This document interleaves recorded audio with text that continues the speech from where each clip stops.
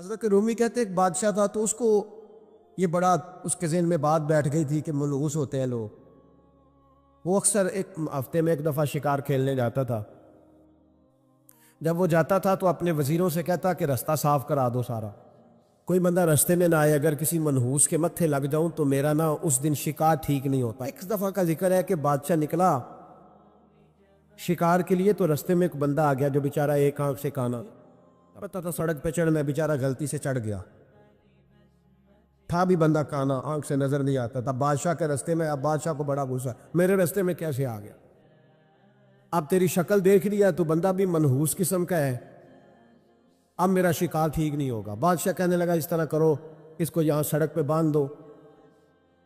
اس کو درخت کے ساتھ باندھ دیا، دو سپاہی تلواریں دے کے کھڑے کر دیے، کہا میں واپس آتا ہوں، اگر تو میرا شکار ٹھیک ہوا تو یہ بچ جائے گا، اگر ٹھیک نہ ہوا اس کی خیر کوئی نہیں۔ ٹھیک ہے جی۔ بادشاہ شکار کھیلنے گیا، مزے کی بات کہ اس دن شکار بڑا ہی اچھا ہوا۔ وہ کہتا ہے زندگی میں کبھی اتنا شکار نہیں مارا جتنا آج مارا، بڑا زبردست رزلٹ اس دن نکلا۔ بادشاہ وہ جانور سارے باندھے، گھوڑوں پہ سوار کیے اور لے کے واپس آ رہا تھا، تو اب وہ بندہ بیچارہ صبح سے بھوکا پیاسا بندھا ہوا ہے، بچوں کی روزی کمانے نکلا، بادشاہ کے قابو آ گیا، وہ بندھا ہوا ہے، زبان باہر پیاس سے نکلی ہوئی ہے، بھوک ہے، تکلیف ہے، آزمائش ہے۔ کچھ لوگ تو ایسے ہوتے ہیں جو نا ظلم سہتے ہیں تو کہتے ہیں بس جان چھوٹ جائے، ہم کسی کو بتائیں گے نہیں۔ کچھ ایسے ہوتے ہیں جو کہتے ہیں ہم ظالم کا گریبان پکڑیں گے، وہ منافق ہے، یہ ظلم سہ کے چپ رہے گا۔ تو وہ اب تنگ بڑا تھا لیکن بندہ جیدار قسم کا تھا، اور شیخ سعدی کہتے ہیں تنگ آمد بد جنگ آمد، جب کوئی تنگ آتا ہے تو پھر وہ جنگ کرتا ہے، اس کا جنگ کا پروگرام بنا ہوا۔ اس نے کہا مرنا تو ہے پر اس بادشاہ کو دو سنا کے مرنا ہے، اس کو نہ کچھ سنا کے مرنا ہے، ذرا آلے صحیح، گردن تو کٹے گی پر میں نے نہ اس کو چھوڑنا نہیں۔ کیا تماشا ہے، مجھے باندھ گیا صبح کا۔ بادشاہ آیا تو بادشاہ بڑا راضی، شکار بڑا اچھا ہوا، کہنے لگا کھول دو اس کو۔ کھولا، وہ کہنے لگا میرا آج شکار بڑا اچھا ہوا ہے، لگتا تو مجھے یہ تھا کہ تیرا منہ دیکھا ہے تو شکار اچھا نہیں ہوا ہوگا، لیکن چونکہ بڑا اچھا ہوا ہے لہذا تجھے چھوڑتا ہوں، جا دوڑ جا۔ اب اس نے ارادہ کیا تھا دو سنانی ہے، کھڑا ہو گیا، کہنے لگا بادشاہ تو نے تو سویرے میرا منہ دیکھا تھا، تیرا شکار تو بڑا اچھا ہوا ہے، پر میں نے سویرے تیرا منہ دیکھا تھا، میرا دن نہیں اچھا گزرا، میں بڑی تکلیف میں صبح سا، نہ پانی ملا ہے، نہ کھانا ملا ہے، نہ روٹی ملی ہے۔ اب مجھے بتا منحوس میں ہوں کہ تو ہے؟ اب بتا نحوست کس میں ہے، میرے اندر ہے کہ تورے اندر ہے، بتا۔ تو بادشاہ کانپنے لگ گیا، کہنے لگا اس کی گردن اڑانی ہے۔ اس نے کہا میں پہلے سے تیار ہوں گردن اڑوانے کی، سوچ سمجھ کے بات۔ قریب جو وزیر تھے نا وہ کہنے لگے بادشاہ ہم تجھے بڑی دیر سے سمجھا رہے ہیں کہ تو تہمات کا شکار ہے، تو وہمی ہو گیا ہے۔ ایک بات اپنے ذہن میں اچھی طرح بٹھا لیں اور لکھ لیں کہ زندگی میں جو کسی بندے کو کامیابی حاصل ہوتی ہے وہ رب تعالیٰ کی مدد سے حاصل ہوتی ہے۔ اگر رب تعالیٰ مددگار ہو تو پھر کوئی چیز بھی رستے میں رکاوٹ نہیں بنتی، اور اگر مالک کریم کو منظور نہ ہو، اس کا ذہن بڑی وسعت رکھتا ہو، بڑی اچھی پلاننگ کرنا جانتا ہو، سارا کچھ ہو، تو بندہ ناکام ہو جاتا ہے۔ مسلمانوں کو جتنی کامیابیاں ملی ان کا پس منظر صرف اتنا تھا کہ اللہ تبارک و تعالیٰ نے اپنے بندوں کی مدد فرمائی، اور اب تعالیٰ نے قرآن مجید میں اس حقیقت کا بیان کیا، فرمایا بَلِ اللَّهُ مَوْلَاكُمْ، فرمایا بلکہ اللہ تمہارا مولا ہے، وَهُوَ خَيْرُ النَّاصِرِينَ، اور وہ بہترین مددگار ہے۔ وہ جو رب تمہارا مولا ہے وہ بہترین مددگار ہے، اور اگر وہ مدد کرے تمہاری، سورہ آل عمران میں آگے جا کے ارشاد فرمایا اگر اللہ مدد کرے تو پھر تم پر کوئی غالب نہیں آ سکتا، اور اگر وہ تمہاری مدد چھوڑ دے تو پھر کوئی تمہاری مدد کر سکتا، کوئی مدد نہیں کر سکتا۔ وہ چیزیں ایسی ہیں جن سے اللہ کی مدد آتی ہے، مدد ملتی ہے۔ ایک چیز ان میں سے ایسی ہے جس سے بہت مدد نازل ہوتی، وہ ہے کہ جب رب آپ کو دے نا تو پھر آپ بھی اس کے رستے میں دے، پھر مدد آتی ہے، پھر اور آتا ہے۔ بخاری مسلم میں حدیث ہے، یہ زیادہ ہی توجہ طلب عمر ہے، اس پر آپ غور کریں گے۔ حضرت ابو ہریرہ فرماتے ہیں کہ نبی پاک علیہ السلام نے فرمایا ایک شخص نے بادلوں کے اندر سے آواز سنی کہ فلاں آدمی کا کھیت اور باغ خشک ہو گیا ہے، وہاں برسو اور اس کے کھیت کو سیراب کرو۔ وہ بڑا حیران ہوا کہ بادل سے آواز آ رہی۔ پھر اس نے دیکھا کہ ایک پہاڑی پر بارش ہوئی، وہ بادل وہاں برسا، پھر نالیوں سے ہوتا ہوا پانی ایک طرف چلا۔ تو جس نے آواز سنی تھی، حضور بیان کر رہے ہیں، وہ بھی پیچھے پیچھے چلا کہ پانی کدھر جا رہا ہے۔ اس نے جا کے دیکھا کہ ایک مقام پہ ایک باغ کو وہ پانی لگ رہا ہے اور ایک آدمی وہ پانی لگا رہا ہے۔ اس نے اس سے پوچھا تیرا نام کیا ہے؟ اس نے کہا کیوں؟ کہنے لگا بتا نا۔ اس نے نام بتایا تو کہنے لگا یہی تو وہ نام ہے جو میں نے بادلوں کے اندر سے سنا ہے کہ فلاں کے کھیت کو پانی دے دو۔ اس نے کہا یار تو کیا عمل کرتا ہے کہ اسپیشل تیرے لیے بارش برسے؟ یہ بخاری پڑھ رہا ہوں، سیاستہ سے حدیث عرض کر رہا ہوں۔ اس سے پوچھا تو کیا کام کرتا ہے کہ جناب اللہ تبارک و تعالیٰ کا حکم کرم آیا کہ خاص تیرے لیے پانی برسے اور تیرے کھیت کو سیراب کرے؟ تو اس نے کہا چھوٹا ذمہ دار ہوں، پر جب فصل اگتی ہے تو 3 حصے کرتا ہوں۔ ایک حصہ اپنے بال بچوں پہ، بہن بھائیوں پہ خرچ کرتا ہوں، ایک حصہ پورا، اور ایک حصہ دوبارہ کاشتکاری پہ لگاتا ہوں، اور تیسرا حصہ خالص میں نے مسکینوں، یتیموں اور غریبوں کے لیے رکھا ہوا ہے۔ وہ جو تیسرا حصہ اللہ کرے آپ سمجھیں، وہ رب کے بندوں پہ تیسرا حصہ خرچ کرتا ہے نا، تو کریم مالک نے فرمایا جہاں سے غریب کا حصہ جاتا ہے وہ کھیت خشک نہیں رہنا چاہیے، وہ جہاں سے مسکین روٹی کھاتے ہیں وہ خشک نہ رہے، جہاں سے یتیموں کو کچھ آتا ہے کہیں اس کی فصل رہ نہ جائے۔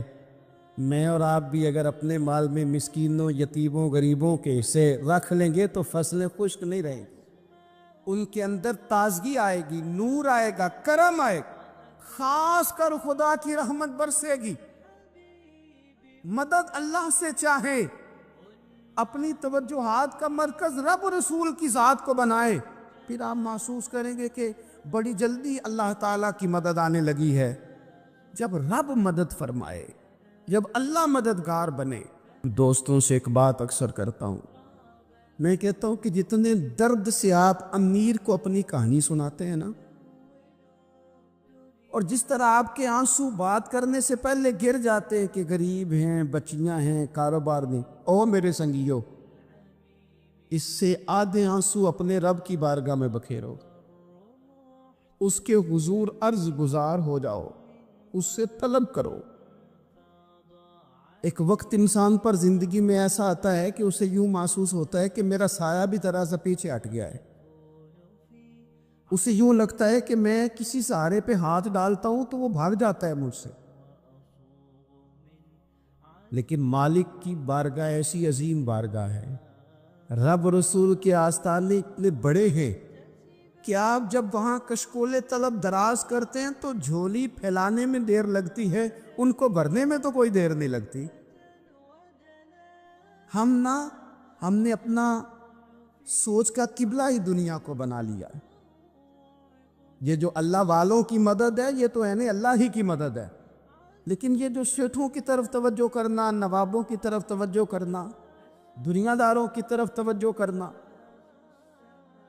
اور اپنا مزاج اس طرح کا بنا لینا، یارو گردن کو جھکا دیتا ہے خیرات کا پتھر، جہاں میں مانگنے والوں کے سر کبھی اونچے نہیں ہوتے۔ اور اقبال کہتے ہیں غیرت ہے بڑی چیز جہان تگ و دو میں، پہناتی ہے یہ فقر کو تاج سردارا۔ میں عرض کروں گا کہ اپنی آپ جب توجہ کا قبلہ اللہ رسول کو بنائیں گے تو رب فرماتے وَيَرْزُقْهُ مِنْ حَيْثُ لَا يَحْتَسِبُ، میں نہ تجھے وہاں سے رزق دوں گا جہاں سے کبھی تیرا گمان بھی نہیں کیا ہوگا، کہ یہاں سے بھی مل سکتا ہے، تو نے سوچا بھی نہیں ہوگا۔ بخاری شریف میں حدیث ہے، حضرت جابر ابن عبداللہ فرماتے ہیں نبی پاک صلی اللہ علیہ وسلم نے 300 لوگوں کا ایک لشکر روانہ کیا کسی مہم کے لیے، کسی جہاد کے لیے۔ حضرت ابو عبیدہ بن جراح رضی اللہ تعالیٰ عنہ امیر لشکر تھے، فرماتے غربت اتنی زیادہ تھی، بھوک اتنی زیادہ تھی کہ ایک ایک کھجور دن میں ایک وقت کھانے کو ملتی تھی، اور کچھ دن ایسے آئے کہ اب کھجور بھی نہیں مل رہی۔ فرماتے اتنی زیادہ بھوک لگی مجاہدین کو، 300 بندہ پتے کھا کے گزارا ہونے لگے۔ یہ بخاری میں موجود ہے۔ آپ فرماتے کہ دریا کے کنارے ہمارا پڑاؤ تھا، ٹھہراؤ تھا۔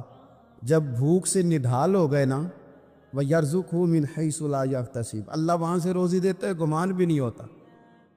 فرماتے ایک مچھلی اللہ تعالیٰ نے دریا کے کنارے بھیجی، فرماتے ہیں وہ تھی تو مچھلی پر پہاڑ جتنی تھی۔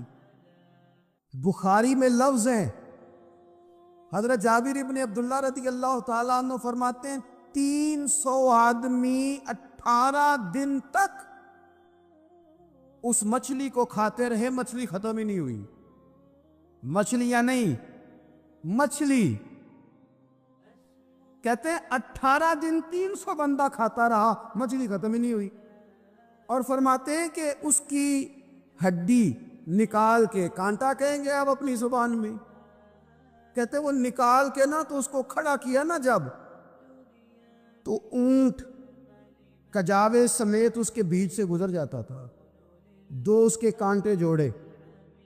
فرماتے ہیں وہ اس کا گوشت ہم کھاتے تھے اور اس کی چربی بطور تیل کے ہم جسموں پہ ملتے تھے، بیماروں کو اس سے سکون آتا تھا، تندرستی شفا ہوتی تھی۔ فرماتے ہیں ہم کھایا بھی ہم نے، اور کچھ لے کے ہم مدینے بھی گئے، اور قربان جائیں نبی پاک نے بھی اس میں سے کھایا۔ ہم نے عرض کی حضور یہ معمہ کیا ہے، یہ ماجرا کیا ہے؟ تو محبوب نے فرمایا تمہارے پاس غذا نہیں تھی، رب نے تمہارے لیے بندوبست کیا ہے، اللہ نے تمہیں دیا ہے۔ یہ نوجوان دوست میری بات لکھ لیں، پریشان لوگ میری بات لکھ لیں، جن کے پاس قوت فیصلہ نہیں وہ اس بات کو لکھ لیں۔ حضرت عبداللہ ابن عباس فرماتے ہیں میرے نبی پاک علیہ السلام نے مجھ سے فرمایا تھا عبداللہ سن، اگر ساری دنیا مل کے تیرا کوئی نفع کرنا چاہے، کر نہیں سکتی جب تک میرے رب کی رضا نہ ہو۔ اور فرمایا ساری دنیا مل کے تیرا کچھ بگاڑنا چاہے تو عبداللہ بگاڑ نہیں سکتی جب تک رب کریم کی حکمت کا تقاضا نہ ہو۔ لوگوں سے ڈرنا، لوگوں کی طرف دیکھنا، ماحول دیکھ کے اپنے راہ کا تعین کرنا، ہر بندے کے خیالات کے مطابق ڈھلنے کی کوشش کرنا، فلانا نہ ناراض ہو جائے، فلانا نہ ناراض ہو جائے، وہ جس نے ہونا ہو جائے، بس رب اور رسول ناراض نہ ہو۔ نہ دیکھو دنیا کی طرف، دنیا رلا دیتی ہے، ناراضی کرو بندوں کو، بندے تھکا دیتے، نہ پیچھے بھاگو ہر وقت دنیا داروں کے، یہ انسان کو کمزور کر دیتے ہیں، وہ تو کریم ہی بڑا ہے۔ 2 آنسو زمین پر بعد میں گرتے ہیں، بندے کے گناہ سارے پہلے معاف فرما دیتا ہے۔ اللہ کی مدد کا حصول، اپنے مالک کی مدد کی طرف بڑھنا، آپ کو بدر کی جنگ بھی یہی درس دے گی، آپ کو احد کا میدان بھی یہی سبق دے گا، فتح مکہ بھی یہی سبق دے گا۔ اپنی زندگی میں اللہ کی مدد کی طرف بڑھیں، مالک کی مدد کا حصول اختیار کرنے کی کوشش کریں، اللہ کے ساتھ اپنے آپ کو جوڑیں۔ اگر اللہ کی مدد نصیب ہو، یہ جو ہم جتنا ڈرتے رہتے ہیں، سہمے رہتے ہیں، پریشان رہتے ہیں کوئی کیا کر دے گا، ہمارے ہاں نا ہر شعبے میں معاذ اللہ ایک مافیا ہے، الا ماشاءاللہ۔ وہ مافیا کہتا ہے میرے ساتھ ملو گے تو میں چلنے دوں گا، ورنہ میں نہیں چلنے دوں گا، مارکیٹ میں آ ہی نہیں سکتا فلانا بندہ، کیونکہ یہاں ہمارا قبضہ ہے۔ اور میرے بھائی پھر بہت سارے لوگ جن کی نیتیں اور ارادے بڑے اچھے ہوتے ہیں شروع میں، وہ بھی اس مافیا کا شکار ہو جاتے ہیں اور ان کے رنگ میں رنگ جاتے ہیں۔ یاد رکھنا کسی شخص کی بلیک میلنگ کا کبھی شکار نہ ہونا، کبھی کسی کی میٹھی اور مسجع مکفہ باتوں کا شکار نہ ہونا۔ کوئی کیا کر سکتا ہے اگر اللہ مددگار ہو تو؟ جس کو رب کریم اٹھانا چاہے اسے کوئی گرا سکتا ہے؟ ہم یہ ڈرے ڈرے سہمے پریشان فیصلہ کرنے کی طاقت نہیں، مجھے چلنا چاہیے کہ نہیں، اٹھنا چاہیے کہ نہیں، کرنا چاہیے، اٹھ باندھ کمر کیوں ڈرتا ہے؟ پھر دیکھ خدا کیا کرتا ہے۔ اپنی زندگی میں اپنے مالک کو مولا جان کے، بل اللہ مولاکم، اللہ تمہارا مولا ہے، وَهُوَ خَيْرُ النَّاصِرِينَ، وہ بہترین مددگار ہے۔ توجہ جب بھی کریں رب کی جانب کریں، اپنے دل کا قبلہ درست رکھیں، سوچوں کے زاویے سیدھے رکھیں۔ میرے بھائی، مالک جب بندوبست کر دے نا، جب مالک بندوبست کرتے پھر ایسا بندوبست کرتا ہے کہ لوگوں کے پاس نا چارہ نہیں رہتا۔ حضرت مریم رضی اللہ تعالی عنہا پاک باز تھی، مسجد میں رہی تھی، پر مالک کی حکمت کے تقاضے بڑے عجیب ہے نا۔ پھر جناب مریم کو اللہ تعالیٰ نے بغیر شوہر کے اولاد عطا کر دی۔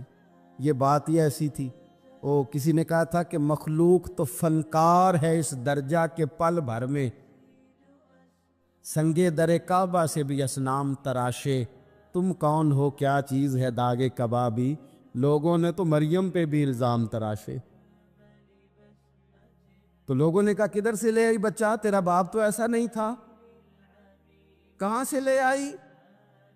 اللہ کرے میں آپ کو سمجھا سکوں، ذرا اپنے آپ کو وہاں کھڑا کریں کہ ایک پاک باز عورت، پاک باپ کی بیٹی، طیب ماں کی بیٹی،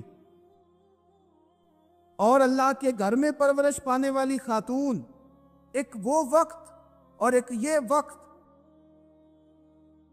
کہ اس عورت کو کٹہرے میں کھڑا کر کے پوچھا جا رہا ہے کہ معاذ اللہ تیری گود میں بچہ جائز نہیں ہے، کہاں سے لائی ہے؟ اب خود سے صفائیاں بندہ کتنی کو دے، کتنی کو وضاحتیں کرے۔ اب حضرت مریم کو کٹہرے میں کھڑا کر کے کہا بچہ کس کا ہے؟ حضرت مریم کہنے لگی مجھ سے نہ پوچھو، وہ جو پنگوڑے میں ہے اسی سے پوچھ لو۔ انہوں نے کہا پنگوڑے میں چند دنوں کا بچہ یہ جواب دے گا؟ تو پنگوڑے میں لیٹے حضرت عیسیٰ بول کے کہنے لگے انی عبد اللہ آتانی الکتاب، فرمایا میں اللہ کا بندہ ہوں، رب نے مجھے کتاب عطا کر کے نبی بنا کے دنیا میں بھیجا ہے، میں اللہ کا بندہ ہوں، کتاب لے کے آیا ہوں، نبی بن کے آیا ہوں۔ پھر پنگوڑے سے اعلان ہو گیا۔ بندہ مومن کا مقام سب سے پہلے اسے خود پتا ہونا چاہیے کہ میرا توکل کتنا مضبوط ہے، اسے خود پتا ہونا چاہیے۔ مجھے نہیں پتا آپ میں سے فجر کس کس نے پڑھی ہے، مجھے تو اپنا پتا ہے۔ یہ ہمیں خود پتا ہونا چاہیے کہ ہمارا معیار کیا ہے نماز کے معاملے۔ میں نہیں جانتا آپ کی جیبوں میں کتنا ہے اور آپ کتنا اللہ کی راہ میں خرچ کرتے، یہ بندے کا رب سے رشتہ ہے، یہ آپ جانے، آپ کا خدا جانے، میں جانوں، میرا رب جانے۔ رب کہتا ہے پہلے اپنے دل سے پوچھ، یہ ادھر ادھر کی باتوں سے تو ڈرتا ہے، یہ رب سے کتنا ڈرتا ہے۔ پتہ ہے نبی پاک علیہ السلام کے صحابہ کا سٹیٹس کیا تھا، معیار کیا تھا رب سے ڈرنے کا؟ دو چیزیں ایمان کو مضبوط کرتی ہیں، ایک رب سے ڈرنا، ایک اس کی رحمت کی امید رکھنا۔ اللہ تعالیٰ کی رحمت کی امید بھی رج کے رکھنی ہے، اور اس سے ڈرنا ہے تو پھر بھی ذرا صحیح کر کے ڈرنا ہے، کچا پکا نہیں ڈرنا۔ ڈرنے کی کہانی نہیں بنانی کہ او ہو جی اللہ سے ڈر لگتا ہے، وہ ڈرنا ہے۔ اس ڈرنے سے مطلب ہو کہ اعمال ثمرے، اخلاق کردار کے معاملے میں انسان مضبوط ہو جائے، دیانتدار ہو جائے، سچائی والا ہو جائے، صبر و تحمل والا ہو جائے۔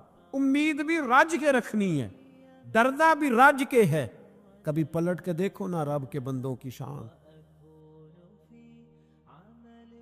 اللہ انہیں رزق عطا فرماتا ہے تو عزت والا عطا فرماتا، وقار والی روزی میں دوں گا، وقار والی۔ بس تم 5 چیزیں پیدا کرو اپنے اندر۔ ایک تو یہ دیکھو جب رب کی یاد ہوتی ہے تو دل ڈرتا ہے کہ نہیں، قرآن پڑھا جاتا ہے تو ایمان مضبوط ہوتا ہے کہ نہیں، تمہارا رب پر بھروسہ کتنا ہے، اعتماد خالق کتنا ہے، یہ اپنے اندر پیدا کرو۔ اور فرمایا نماز قائم کرو، اللہ کے راستے میں خرچ کرو۔ تم یہ 5 چیزیں پیدا کرو، رب کہتا ہے مومن بھی تم پکے ہو، درجے بھی بڑے دوں گا، جو خطائیں غلطی سے ہو گئی وہ معاف بھی کر دوں گا۔ ورزق کریم، روزی ملے گی عزت والی۔ یہ کامل مومن کی نشانیاں قرآن مجید سورہ انفال میں بیان۔ ایک بات ہے سیدنا عمر کی، شیر کی باتیں شیروں جیسی. حضرت فاروق اعظم کی ایک بات اس مضمون پر بڑی طاقتور ہے. حضرت عمر فرمایا کرتے تھے مجھے اپنے رب کی رحمت سے امید اتنی ہے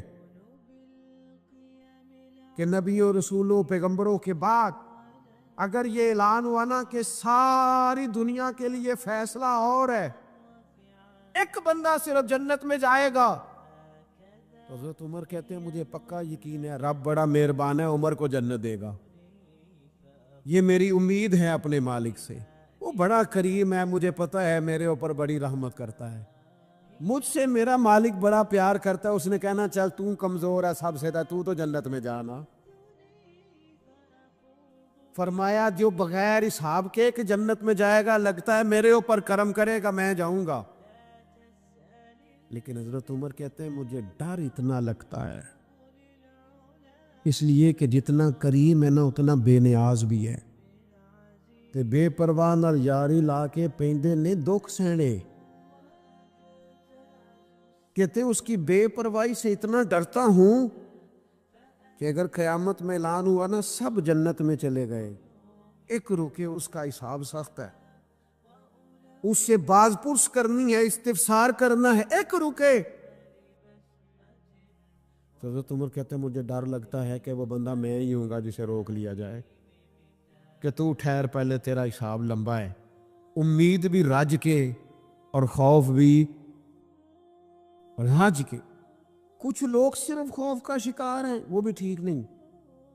کچھ نری امید ہی امید کی بات کرتے ہیں، ڈرتے نہیں. الایمان بین الخوف والرجاء، ایمان خوف اور امید کی درمیانی کیفیت کا نام. اللہ کی ذات پر بھروسہ کتنا ہے یہ لوگوں سے نہ پوچھتے پھریں، لوگوں کو نہ بتاتے پھریں، یہ تو دل کا معاملہ اپنے آپ سے پوچھیں. اپنے آپ کو خود اپنے سامنے کھڑا کریں، اپنا حساب خود کریں، اپنے سے کبھی کبھی سوال و جواب کریں، اپنے سے گفتگو کریں. پر کیا کریں، ہم ساری زندگی اپنا دنیاوی معیار ہی ٹھیک کرتے رہے، اپنے پیسوں کا حساب ہی لگاتے رہے، گھر مکان گاڑی سٹیٹس آنا جانا سلام دعا کتنی ہے. یہ ساری چیزیں جن لوگوں کی مضبوط ہیں نیند ان کی کچی ہے.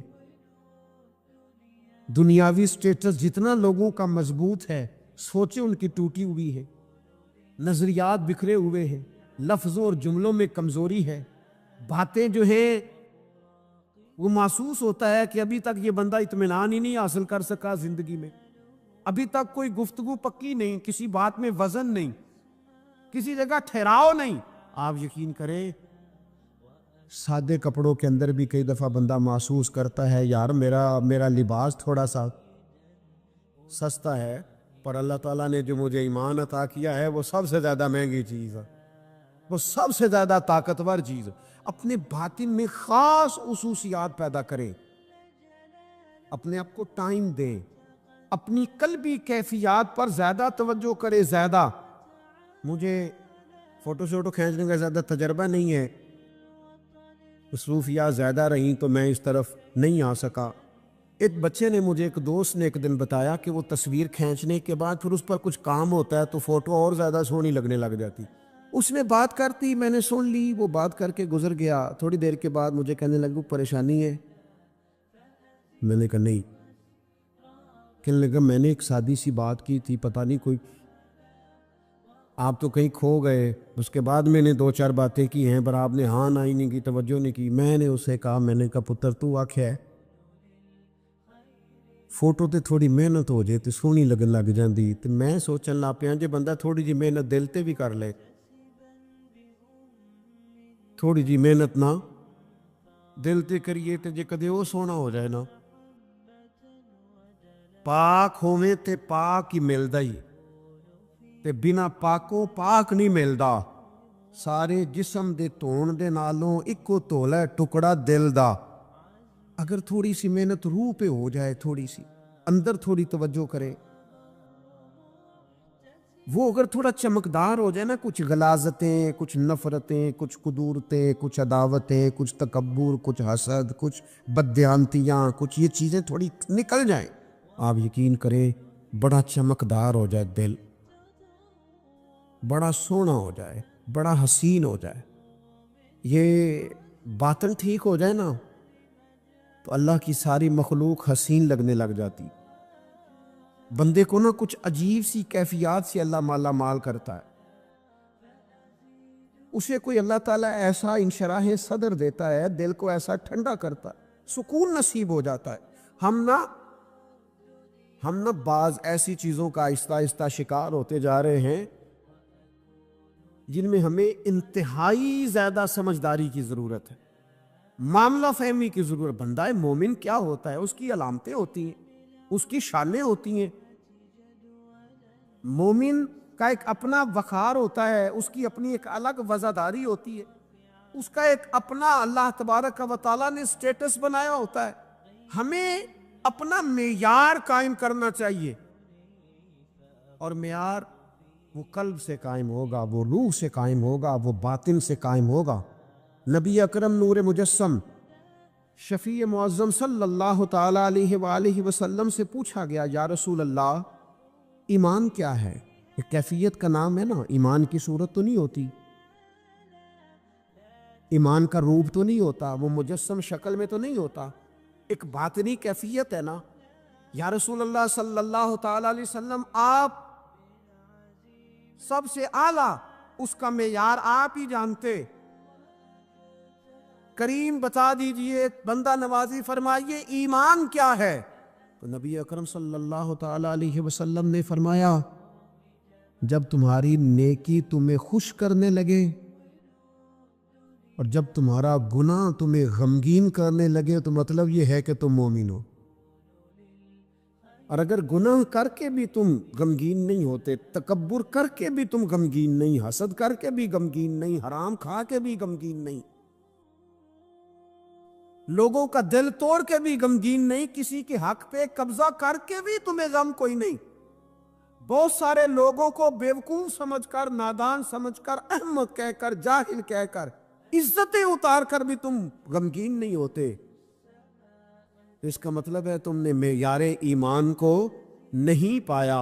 حضور فرمانے لگے نیکی خوش کرے اور گناہ تجھے غمگین کرے. آپ یقین کریں اب نہیں کرتا لوگوں کو گناہ غمگین. لوگ کسی بندے کا دل توڑ کے، اس کی عزت اتار کے، اسے پریشان کر کے، جھڑک کے کہتے ہیں آیا تھا بندہ سنائیا میں نے 4، وہ تو نے گناہ کر کے اب تو بتا رہا ہے. کسی کو ڈانٹ ڈپٹ کے دل توڑ کے کہانیاں سنا رہا ہے، چلاکیاں کر کے اور تیزیاں دکھا کے. یہ تو بندہ مومن کی شان نہیں ہے. میرے کریم نے تو فرمایا نیکی تجھے سکون دے، اور جب تو گناہ کر کے غمگین ہو تو اس کا مطلب ہے تم مومن ہو. تو فوراً عرض کی یا رسول اللہ پھر بتا دے گناہ کیا ہوتا ہے؟ تو حضور فرمانے لگے جو چیز تیرے دل میں کھٹکے وہی تو گناہ ہے. وہ جو چبھ رہی ہے نا، مومن کے دل میں غلطی چبھتی ہے، کھٹکتی ہے، اسے پریشان کرتی ہے یہ غلطی، اگر وہ چبھتی ہے تو پھر اس کا مطلب ہے وہ گناہ ہے. آج کل نا لوگوں نے گناہ کو گناہ سمجھنا چھوڑ دیا. کسی نے کہا تھا جنوں کا نام خرد رکھ دیا، خرد کا جنوں، جو چاہے آپ کا حسن کرشمہ ساز کرے. آپ جو چاہیں نام رکھیں، جو آپ کی طبیعت آئے آپ وہ کام کریں، آپ اپنی مرضی سے نیکی اور بدی کا معیار قائم کر لیں، یہ ٹھیک نہیں ہے. اللہ کے رسول صلی اللہ تعالی علیہ وسلم نے جو آئینہ ایک بندہ مومن کے لیے بنایا ہے، اس آئینے کو ہمیشہ برقرار رکھا جائے، اپنے اندر وہ علامات تلاش کی جائیں جو ایمان کے بعد مومن کے اندر تبدیلیاں آتی ہے، قلبی طور پر، روحانی طور پر اور اخلاقی طور پر. میں دیکھتا ہوں آج کل نا ہمارے ہاں سب سے زیادہ جس چیز کا فقدان ہے وہ محبت ہے. ہمارے لہجے، ہمارا انداز، ہمارا طریقہ، ہمارا اٹھنا بیٹھنا، اس کے اندر نا محبت نہیں. ہم نا لہجے الفت والے نہیں، مزاج محبت والا. کسی جگہ یار کوئی چلو پنجابی بندے ہیں، ایک دیسی گل تو انہوں سنانے میں مزہ آئے گا. وہ ایک جگہ نا کہیں ہم بیٹھے تھے ایک دفعہ، تو کسی شخص نے کسی سے کوئی لینی دینی تھی چیز، تو اس نے بات کی تو آپ کو پتہ ہے وہ ریٹ لینے والا بہت زیادہ مانگ لیتا ہے اور دینے والا کوشش کرتا ہے صفر سے شروع کروں، نیچے سے ریٹ دیتا ہے. اس نے کوئی بات کی، ریٹ تھوڑا بتایا تو سامنے والا ناراض ہو گیا، کہنے لگا تو کس نے بندہ ہے کنج دی گل کی تھی. اب یہ جو ریٹ لگانے والا تھا اس نے بڑا حسین بات کی، وہ بندہ جواب میں بڑے غصے میں آ گیا، اس نے تلخ لبو لہجہ، لگتا تھا تھوڑی دیر کے بعد اٹھ پڑے گا، گریبان تامے گا. تو آس کے کہنے لگا یار وہ لینا دینا تے مقدر آندا ہے، گل تے پیار نال کر. او میں نہ جناب شاعر مزاج آدمی نہ کئی دفعہ پورا فدا ہو جاتا ہے. میرا دل کرے اس بندے کے ہاتھ چوم لو، اس نے کمال بات. اس نے کہا لینا دینا تے اوے گل تے پیار نال کر یار، 2 گھڑیاں دا بہن ہے، ذرا پیار سے بات کر. کیا ہو گیا تجھے؟ ملنے آئے ہیں، غنیمت جانیے مل بیٹھنے کو، جدائی کی گھڑی سر پر کھڑی ہے، ابھی الارم بجے گا اٹھ کے تو اپنے گھر میں اپنے گھر. او بات تو پیار سے کر، او بول تو محبت کے ساتھ. سودا دینا بیچنا لینا الگ بات، او تو بولا تو ٹھیک کر، تیرا لہجہ تو ٹھیک ہو، تیری گفتگو تو ٹھیک ہو. لو سنو نا کیا کہا مدینے والے محبوب نے، کیا بات ہے میرے کریم رسول کی. حضور نے بات کھول کر بیان کر دی، مشکات میں موجود ہے. حضور فرمانے لگے اللہ کو ماننے والا، میرا کلمہ پڑھنے والا، فرمایا یہ جو مومن ہوتا ہے نا، مومن ہوتا ہی الفت والا ہے، مومن ہوتا ہی محبت والا ہے. مومن اور محبت یہ لازم و ملزوم ہے. مومن اور محبت یہ ایک چیز کے 2 نام ہیں. حضور فرمانے لگے مشکات میں حدیث ہے، فرمایا مومن ہوتا ہی محبت والا ہے. فرمایا اس بندے میں کوئی خیر ہی نہیں، نہ کسی سے پیار کرے نہ کوئی اس سے پیار کرے. جو نہ پیار کرے نہ اس سے پیار کیا جائے اس میں خیر ہے ہی کوئی نہیں. مومن جو ہے نا، مومن وہ پیار کرتا بھی ہے اور مومن سے پیار کیا بھی جاتا ہے. اپنی زندگی کو تلخی، مومن کی شان نہیں تلخ تلخ رہنا، ناراض ناراض رہنا، بے چین سا رہنا، ہر وقت شکوے کرنے، ناراض ناراض وقت گزارنا، ہر وقت کوئی نہ کوئی اعتراض کا دروازہ کھول کے رکھنا، ہر وقت کوئی نیا شکوہ، کوئی نئی بات کھول کے رکھنا. اس سے نکل آؤ یار. پیار جو ہوتا ہے نا وہ دنیا کو سنوار دیتا ہے. محبت جو ہوتی ہے نا اس کے اندر بڑا مزہ ہوتا ہے، اس میں بڑا کیف ہوتا ہے.